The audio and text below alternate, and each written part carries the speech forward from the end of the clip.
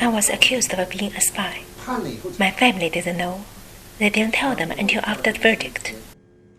More than 7 days later, in a small room, a woman told me to stand up, and she also stood up.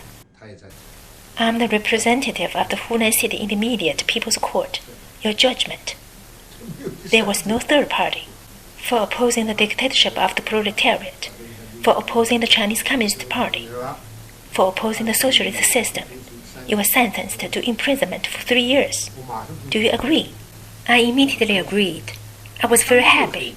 I could have been shot, you know. It was a secret trial, secret detention.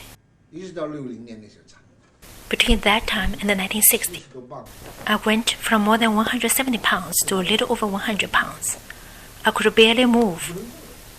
At that time, our team had 200 people, and every day more than 30 people were sent to labor.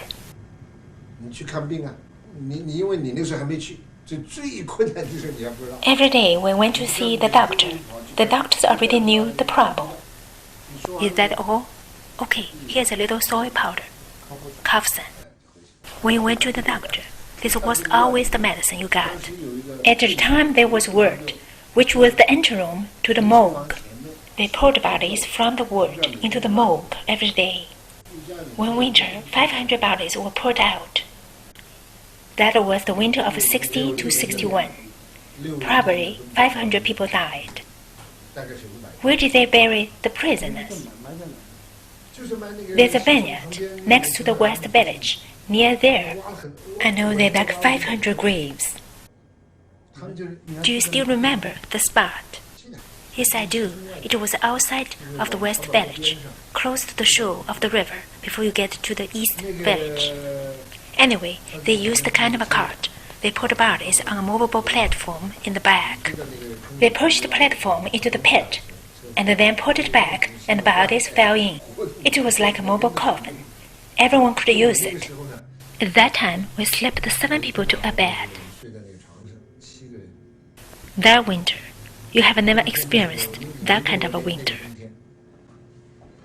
We had to wear 3 pairs of gloves, 2 hats, 1 wool and 1 leather. Our bodies completely covered up, 3 pairs of socks.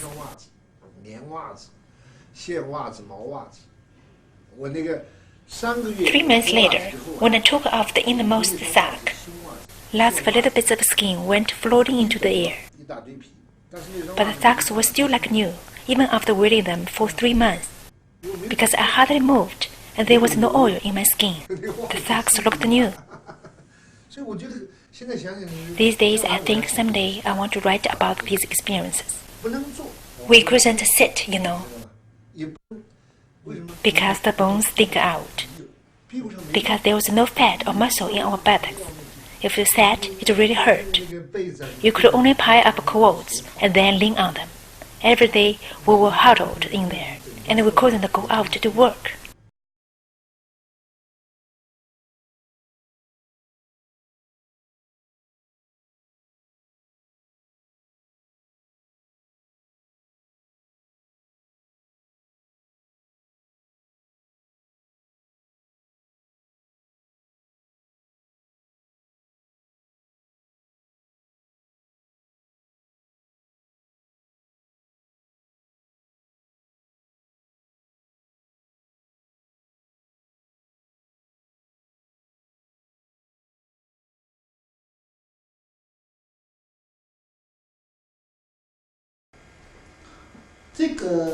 I can't really express how hungry and tired we were.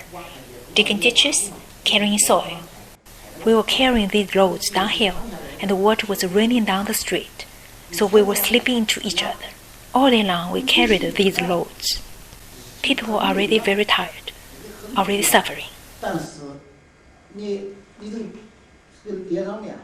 Then in the evenings, they had to pull down the white flag and pull up the red flag. Where you were, did they call it smash the black flag? If you were a sour expression, they would say you had an attitude problem.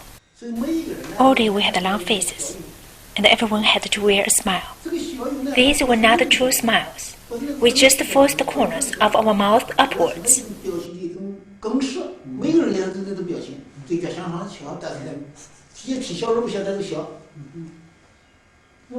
Carrying those baskets, we had to carry a pair of baskets and we had to run. These old professors didn't have much strength. We could only put a little dirt in their baskets. Together, the two baskets held less than we usually put into one. We only pretended to run. Our shoulders were slumped and we were barely running. Actually, we ran slower than walking.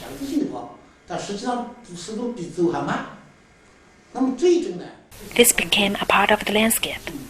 Same expression, same gesture, everyone looked the same. Later on, people began to die. But that was a secret. We were not allowed to talk about it.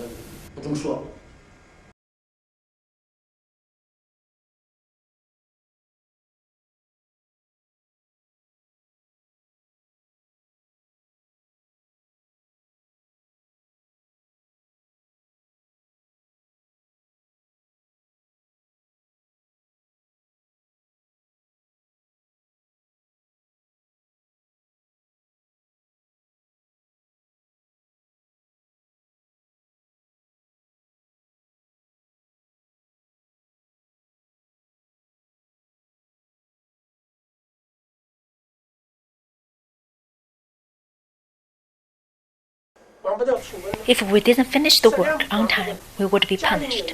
If the work did not pass the quality test, we would be penalized with increased jail sentence. Some were even being executed. It's true, the more knowledge and education you had, the worse you were treated. I witnessed the execution of one college student. The quality of his work was bad. They gave him numerous warnings and black marks. It was very easy for the Communist Party to accuse you of being a reactionary or using a reactionary language. Finally, he was sentenced to death, and it was carried out immediately. Did you personally witness the execution? Yes, I was very young back then, and I was so scared that I couldn't control my bladder. This person and I were in the same group. In our group, 3 of us were being executed already. How could I not be scared? I was so young. I wet my pants. It happened in the winter. Suddenly, in the morning, they summoned everyone to the commune for a meeting. The 3 had already been bound. Their feet were shackled, and their hands were bound behind their backs. Their faces turned red, then blue, and were badly contorted. By the time they were dragged out, they could not walk at all. They executed 4 at the same time, 1 woman and 3 men.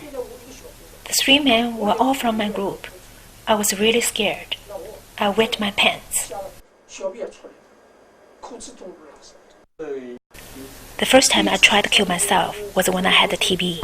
Sometimes they allowed me to rest, but sometimes they would not. I couldn't sleep during the night. Because of this, my mother suffered a nervous breakdown. Back then, there were only a few medicines available at the mental hospital in Shanghai. My father had to send some from Hong Kong.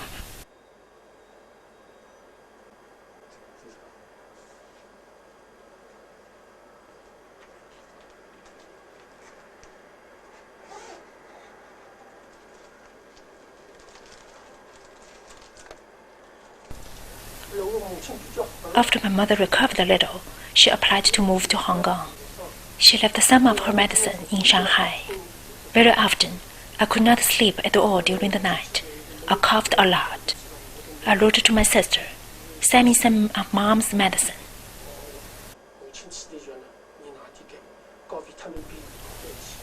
You can mix it with vitamin B and send it to me. One time she sent about 60 to 70 tablets. The medicine was very effective. Every night, I took about half a tablet, and I was able to fall asleep. After a while, I started to take 1 tablet a day, but that did not solve the real problem. One evening, they were having a huge assembly, and I was not able to attend because I was sick. I swallowed the whole bottle. I immediately felt fat. And I could not even write a word if I wanted to. Because I was always sick and resting, and I was young. 2 doctors at the camp who were fellow Laogai prisoners were very sympathetic to me. They noticed that I was resting, so they wrote a sick leave note for me. The next morning, I had to report to work. I knew it, but I couldn't talk. I couldn't even open my eyes. I felt that the whole room was spinning and my breath was very short. With this condition, I stayed in bed for 3 days. After 3 days, I woke up, but I did not dare letting anyone know about what I had done. If they found out that I attempted suicide, they could give me an additional punishment. 1 year later, I asked a doctor about it.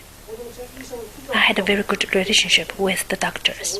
I asked Dr. Zhang, "Do you know why I didn't die after I swallowed so many pills?" The doctor said, "You must be kidding. You surely would have died if you had done that." I said, "It's true. You can verify it by reading my medical records. I didn't work for 3 days." After reading the medical records, he believed me. Later, I figured out the reason. My family sent me some powdered milk because of my poor health. When I was swallowing the pills, I was thinking there would be no tomorrow for me, and the medicine was quite bitter. I poured out the powdered milk into a bowl and drank all the milk with the medicine. I believe I did not die because I drank that milk. Why did you attempt suicide? Because it was better to die than to live. Life became meaningless with so much suffering. You would feel nothing after you died. I felt trapped and could do nothing to change the situation. The only way out was die. That was real suffering. It was a real hardship working on the farm. Every day we had to get up around 2 or 3 o'clock in the morning and uproot the seedlings in the pitch dark. There were so many mosquitoes. At the daybreak, we could have breakfast. After eating just a little rice gruel, we had to start planting the seedlings, and then lunch. We had to work till evening, when it was pitch dark again. We had to uproot the seedlings in the evening. After all this work, we had to spend time at the meetings. We had to go over and criticize everyone's work for that day. You did something right, you did something wrong. We had so-called divide and struggle sessions against each other. With all this, I was convinced that taking my own life would be the only way out. There was nothing meaningful left in this life. How many hours did we work? Sometimes we didn't even have time to wash our faces. The cadres worked in shifts. Some were in charge of labor, some education. They have had time for rest. These long days would last till midnight, when we had only a few hours left for sleep. During the night, it was not much better. There were so many mosquitoes that no one could get a good night's sleep. We had to provide our own mosquito nets. There were many blood stains on the mosquito nets.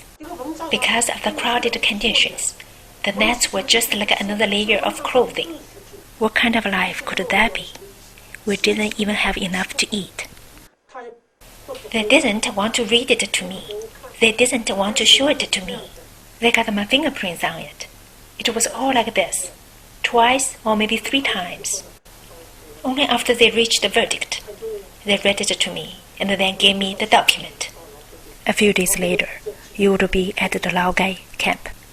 The cadre said, you had to give back all the verdict documents. If you didn't and they found them, you would be punished for vainly attempting revenge. The verdicts were produced by the CCP, but we could not keep them. They all had to be handed back. Only in 1956, when I wanted to submit a complaint and prepared a report, they allowed me to look at it. It's like this. I had no rights at all.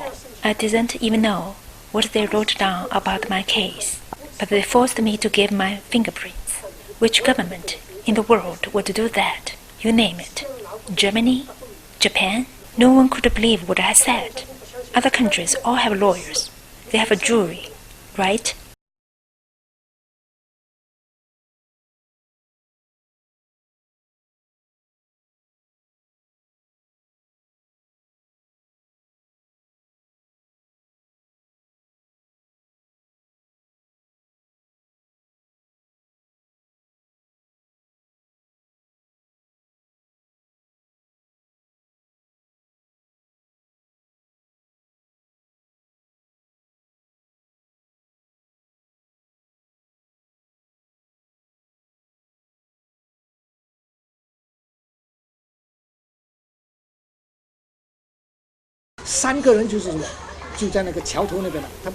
Three people were standing at the end of a bridge.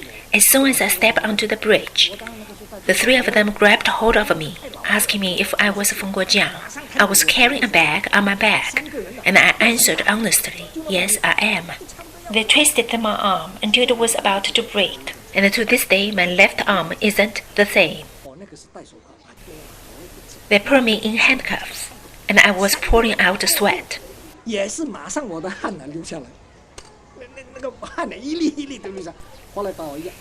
They shoved me into a car. They were very rough. The car looked like it belonged to a government minister. They took me to Beijing University and took my picture. My clothes were sucked. It was violent.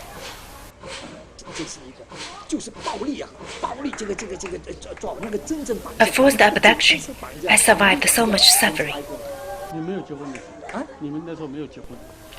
Were you married at that time?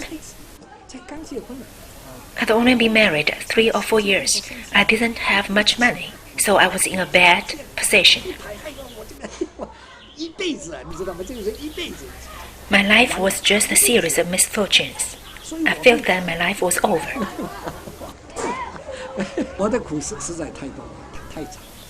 I suffered too much for too long. It was very painful.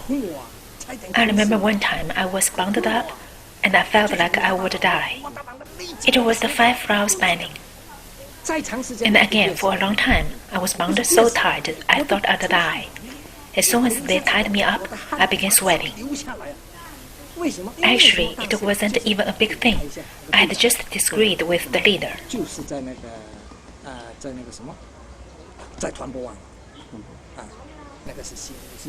Do you remember how they bound you? It's called a 5 rounds binding. They tie you up so you can't breathe, and you are just sweating.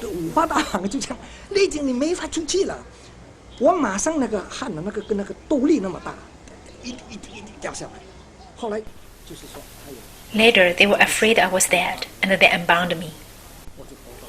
They bound me a second time, and the third time, I knelt down. I had no choice.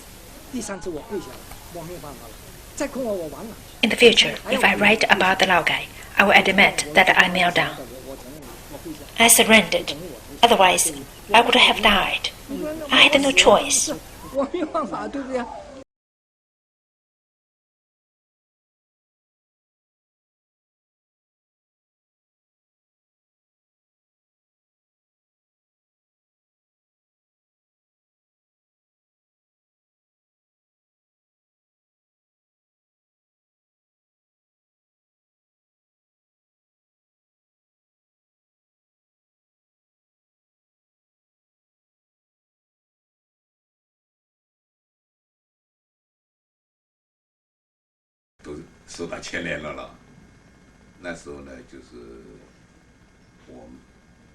At the time I was implicated, I was very critical. What I said targeted a crucial issue, so they considered me an ultra-rightist. What exactly did you say? What's the charge on the official signed document?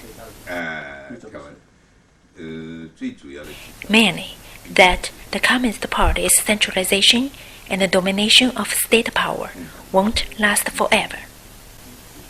The global trend should be towards democracy, not centralization and the domination under the Communist Party.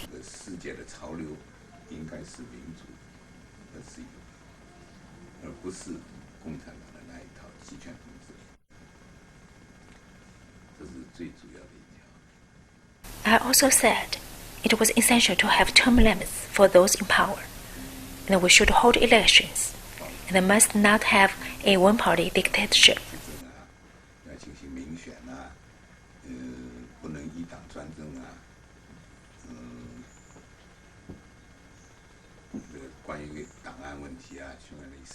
Also, regarding the issue of background documents, the Hungarian situation, I said, first of all, that the students had done a great thing. We agreed with them, approved of them, wanted them to overthrow this dominating central power.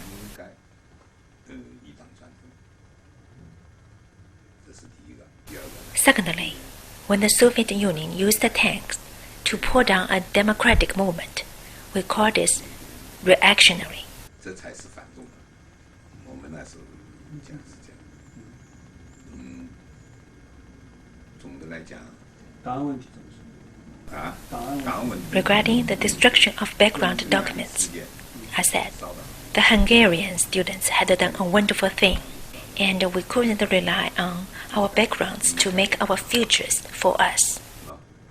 不能就是让自己的出身啊什么来影响到自己的前途啊。从这个以后嘛，就是一直到。什么时候定义？ When were you labeled a rightist? 58年。February 1958. In the summer of 1958, we were sent to labor in the People's Commune in the suburbs of Shanghai. 下放到上海郊区劳动。 What was the name of that place? Qibao. 七宝农民公司。How many people? A lot, more than 500, all teachers and students. 全部。 How many rightists were there in Jiaotong University? The entire university had 5,000 people, probably about 1/10 of them. 大概是500多人。那时候总的人数大概5000多人，大概有500多人。 All of those people were sent directly to labor in the commune. There was no formal process. It wasn't clear to us, but they had notified our families. We were not notified. What were you classified as? Ultra rightist. I was expelled from school and did supervised labor. Probably all of the industry in Anhui, all of it was done by Laogai inmates. The auto industry, trucking, the Jianghuai auto factory was a Laogai.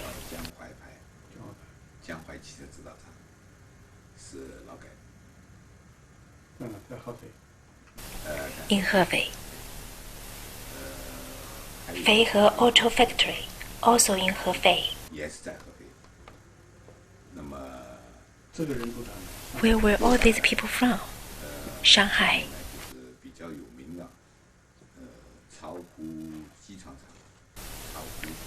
Some were more well known. The Chaohu Machine Tool Factory, a heavy machine factory and a foundry. All were in Chaohu.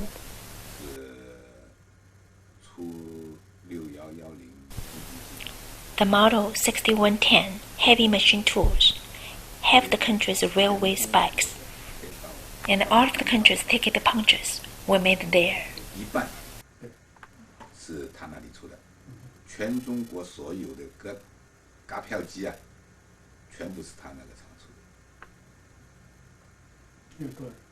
那个厂大概 That factory had 5,000 people.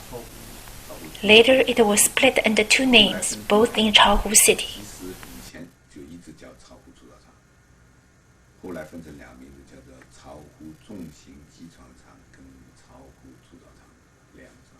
都在巢湖市。巢湖。技术人员呢？ What about the skilled workers? They were also Laogai inmates from Shanghai. That wasn't uncommon. The highest level was National Level 2 engineer. There were very few in Shanghai. In general, if you were a counter-revolutionary and you fled, you were executed. During the Cultural Revolution, if you were in jail because of personal problems, such as having an affair, and you tried to flee, then you were not executed. They executed you just for trying to escape? Right, and also if you spoke out about your thoughts. What is the largest number of people you saw executed at one time? 5 people. When? 1969. Where were they executed? At the foot of a hill. Did they gather thousands of people for a public execution? Yes. Did you see the whole execution? almost, from somewhat far away.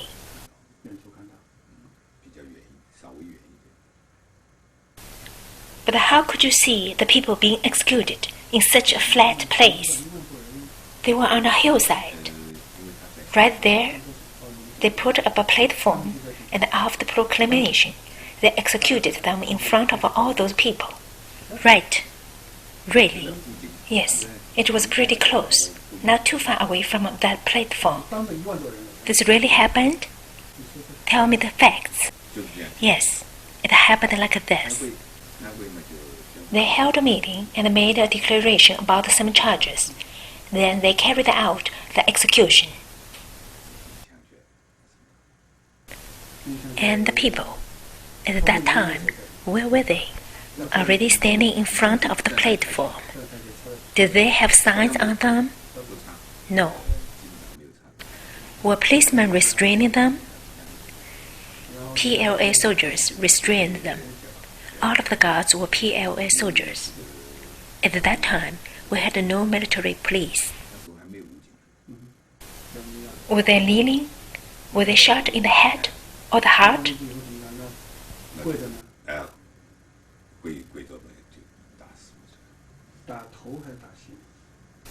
I could not tell.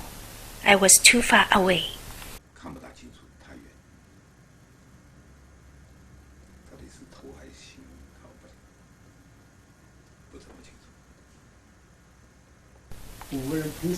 Were they shot all at once or one by one? One by one.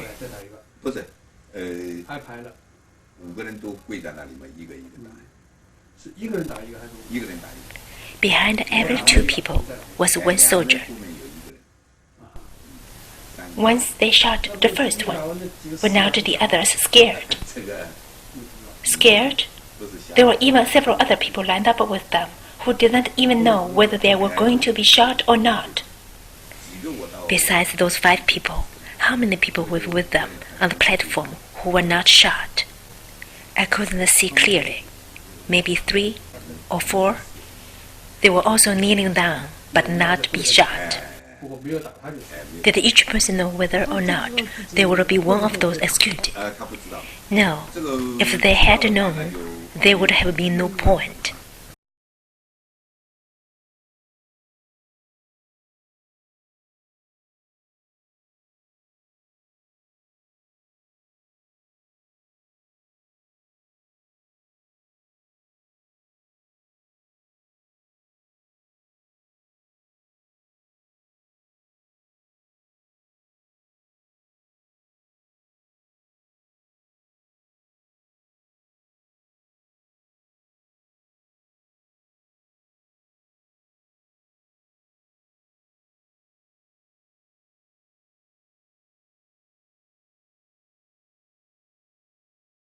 Ayah, it was so awful. You were knocked over? Yes, I was handcuffed. I was already determined to die, but they wasn't letting me. They forced rice water up my backside. They pried open my mouth. Hunger strike? Yes, they put steam buns next to the toilet bucket and forced me to act like a dog. I was determined not to eat and so. At that time, your teeth had been knocked out? Yes, they used broken glass.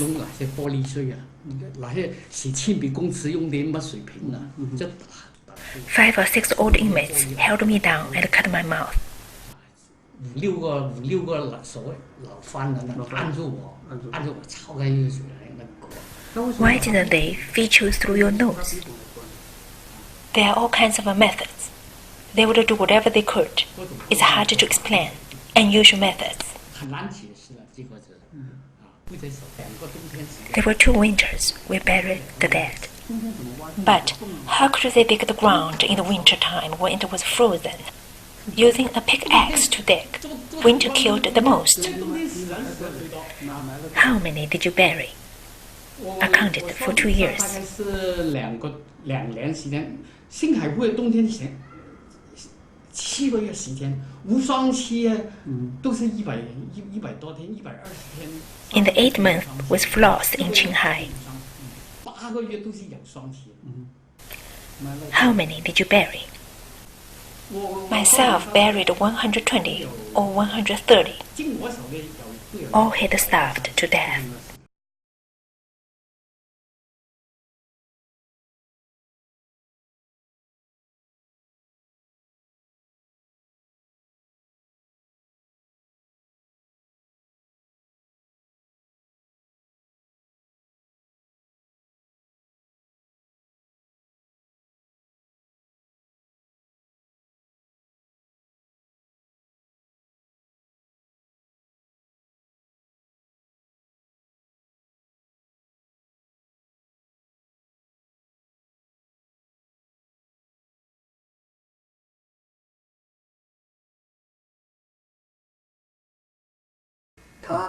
他是经过训练的，这个人。He was trained Kuomintang spy. He was highly skilled, good at what he did. He was a good man, very strong. In prison, he never confessed. 不讲这个，不讲这种好像是一种认罪的这种话，他一定不讲的。他同时呢还有。And at the same time, he tried to drum up support from the others. His thinking was resolute, a true hero. How old was he at the time? Around 30. What year was it that he committed suicide? During the Cultural Revolution. So between 1966 and 1968. At that time, all kinds of people died. It was so terrible. Mr. Wu, if you could make a movie about it, you could bring all of this to light. Some jumped from buildings. Some took Luohua Bay to commit suicide. Someone took Luohua Bay and screamed the whole night because he didn't die immediately and it was destroying his stomach. The whole night he was moaning, crying out. No one would save him because they thought he deserved it. They would not save him. They thought he deserved it. Some jumped off of buildings, and they couldn't be saved, of course. There was another person who was my neighbor when I was in Tibet. My neighbor Zhou Fugui's son. I knew him.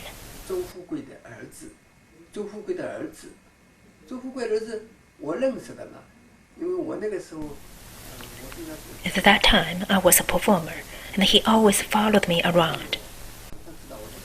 He was a teenager. You know how he died?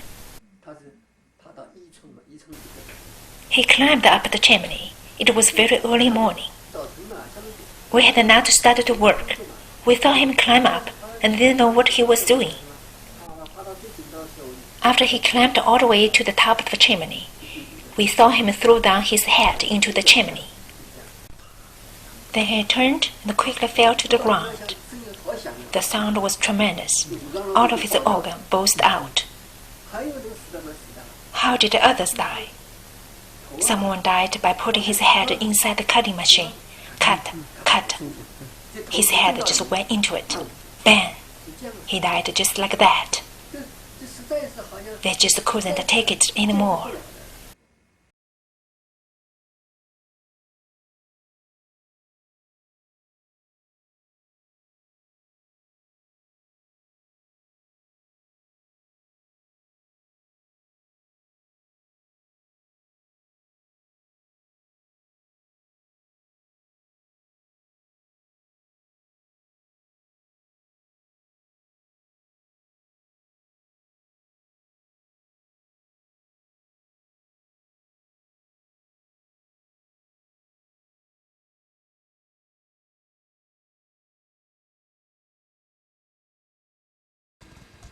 On October 25, 1950, the Korea War began.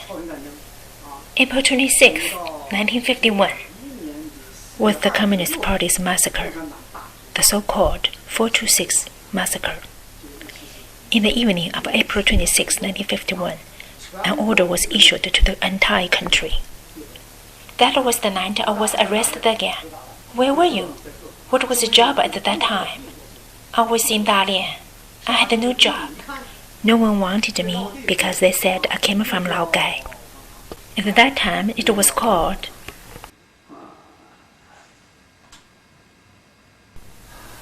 the Dalian Lingqian prison, very well known. It still is to this day with the same name.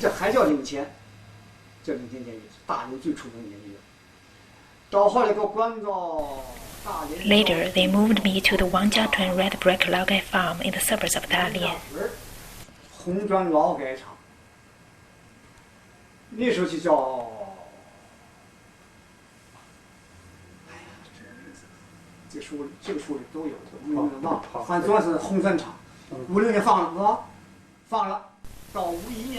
On April 26, 1951, it was raining. Someone knocked on my door, saying they needed to check my residency card.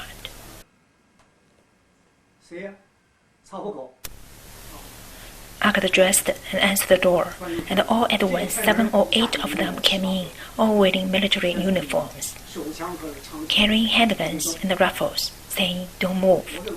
I was downstairs. My older brother and his wife were sleeping upstairs. It was raining hard.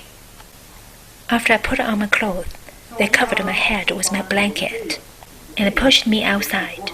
They made me run to the police station, even though it wasn't very far.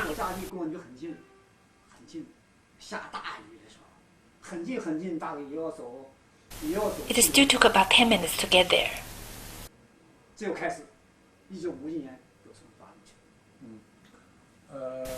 And after that, you were sentenced. They thought I was Kuomintang. They searched my drawers. All my photos and books were confiscated. I had a diary, and inside was an essay I had written, entitled "A Doctrine for All People."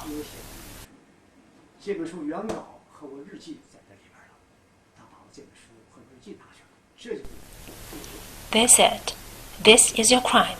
They publicized my sentence and told everyone I was given life imprisonment. I had no idea. Someone told me years later they actually gave me 15 years.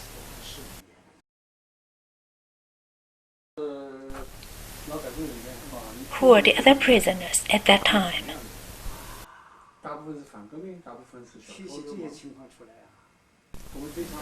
It's so hard to talk about these things. My schoolmates, it's possible not a single one is living.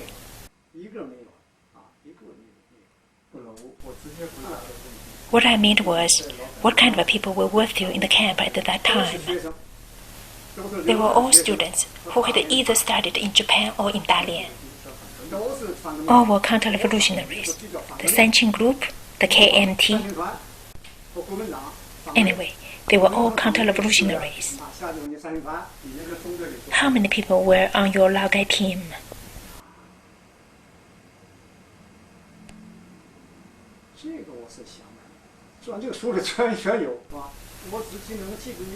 I could only remember my team. It probably had more than 3,000. All were convicted as counter-revolutionaries.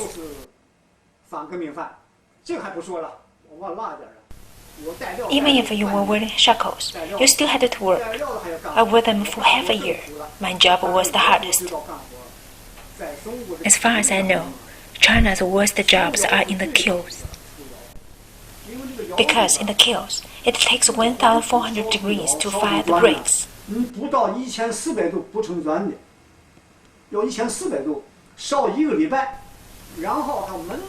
They fire them for 1 week, then shut the kiln for 1 week.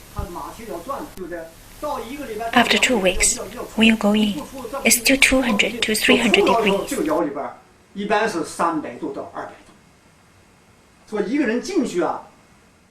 Someone in good health can stand it for a minute, others for only 20 or 30 seconds. It doesn't matter if it is winter or summer.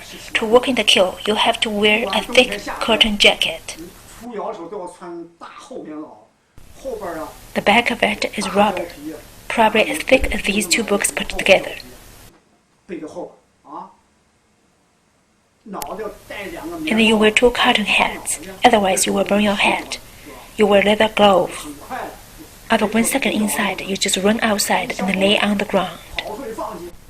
And the workmates pour cold water on you to cool you down. There's no way to go back in without doing that. You could stay inside for 20 to 30 seconds at most, then get out for a minute and then go in again. 7 or 8 people carried the bricks into the kilns, and the 5 did the picking up. I thought the carrying might be easier, but actually it wasn't. I wanted to switch to picking up, but it was even worse. It required jumping, and I couldn't do that in the shackles. So I had to go back to carrying.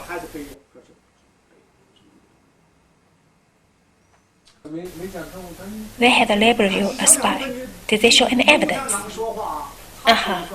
If the Communist Party said so, that was the evidence.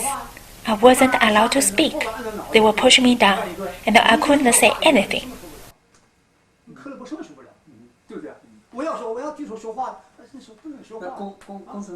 What was it like being sentenced at a public trial? American spy, betrayer of the people's system, the people's great party. Later in 1955, several friends secretly showed me a magazine that said I was given life imprisonment for betraying the People's Party and the People's System.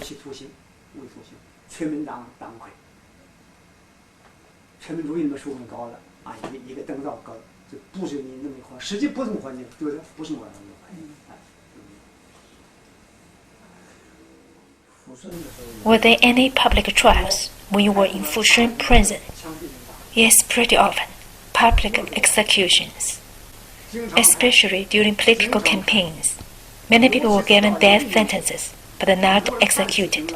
They'd wait until the next movement came along, and then pull them out to execute them. Were you eventually rehabilitated?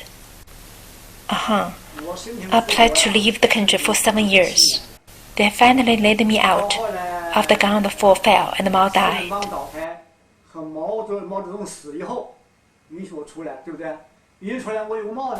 But I was still branded a counter-revolutionary. They had a public meeting to remove the counter-revolutionary hat. I was called in to speak, and I told them I would tell the truth, that I was not an American spy, not Kuomintang. And still I was kept in prison for 33 years. How could I let them rehabilitate me without making this known? I had never even seen my sentencing papers. If they let me speak, I must speak out. And then they told me not to go.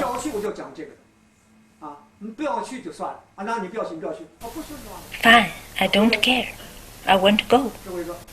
After meeting, they gave me a piece of paper stating that I had been removed the counter-revolutionary hat. That's all. I wanted to take this paper with me when I went abroad to see my brother, but they would not allow it. I was furious. How should I face my brother without this paper to prove my innocence? How would he know that I was not a rapist, a murderer, a thief? I don't even know what I was. And you've given me no evidence. How am I supposed to face my brother? They just said, if you want to leave the country, you can't take anything with you. So you mentioned my schoolmates. Their story is even worse. It would shock you.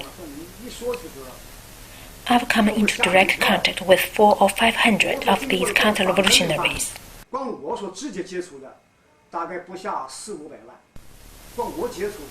I've been to how many Laogai prisons, how many Laogai farms, all were full of counter-revolutionaries. That place is called Sanjiakou. Khrushchev said, we Chinese have only 1 pair of pants for every 2 people. It was in that place that I thought this really was true. The men go out to the fields, and the women stay at home. The women can't leave the house with no pants. How could we know? Life was too painful. We had nothing. We wanted to buy a few eggs, but had to find some places to cook them. We secretly went to a farmer's house to buy them. 1 yuan for 10 eggs. And if I gave you 2 yuan, you bore them for me. The earth was dry and cracked. There was nothing there. After working very hard for a year, they earned nothing but an old grain to the people's commune. No return at all for the effort. We asked the woman to boil 10 eggs for us for 2 yuan. That was how we knew the woman had to use a quote to cover herself, because she didn't even own a pair of pants. This is really the way it was. It was 三家口.